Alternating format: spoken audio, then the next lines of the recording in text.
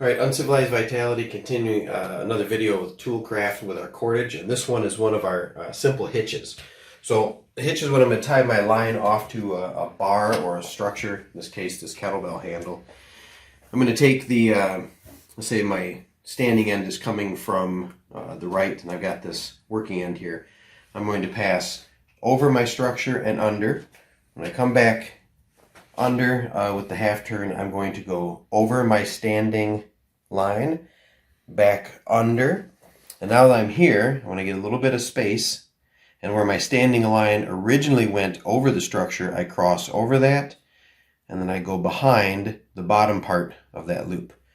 Now when I tighten this up or dress this knot up, you have what's called a Marlin hitch, and I can pull from the standing end and it will not collapse. If I put tension on from the working end, the knot will collapse and be no good because it just turns into a simple running knot. Okay. So the Marlin hitch again. I come up to my structure, I throw my working end over, I pass back through, over, back under the structure, and then I go over the standing end and behind the loop, dress that knot up, and I've got the Marlin hitch. Okay. This is much more effective if we were to use this with a spike, or in this case a tent stake.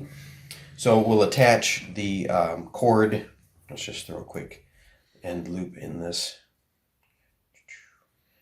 I'm going to throw a bowline in here and use the bowline to thread our cord through. So it's attached to this handle. Let's say I want to pick this thing up, but pulling on this paracord is not good enough grip. So since this is now fastened to my kettlebell, this is my standing end, and the rest of this cord has become my free end.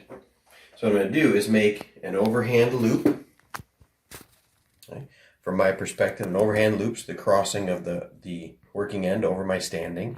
And then I continue to turn that overhand loop toward the standing part of my line, so it lies across there. And you'll see it's made a circle, a loop that's been bisected by the standing end.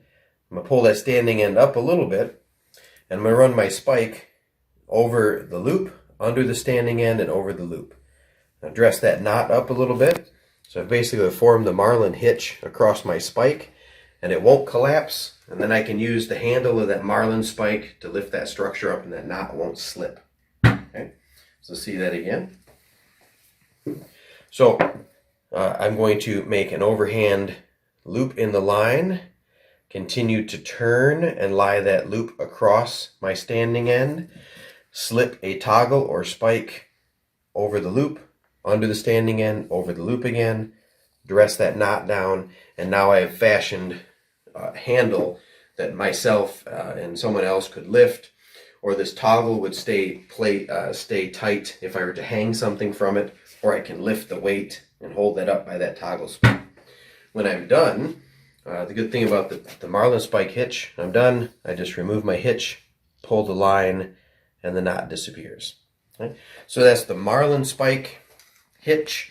You can use that as a hitch or as a way to insert a dowel or some kind of hanger in a line that you can hang something from, a coat, a backpack. It's for making shelters, all sorts of things, but mostly it's used for when you're trying to drag a weight and you need a better handle or grip in the line. So that's the Marlin Spike hitch.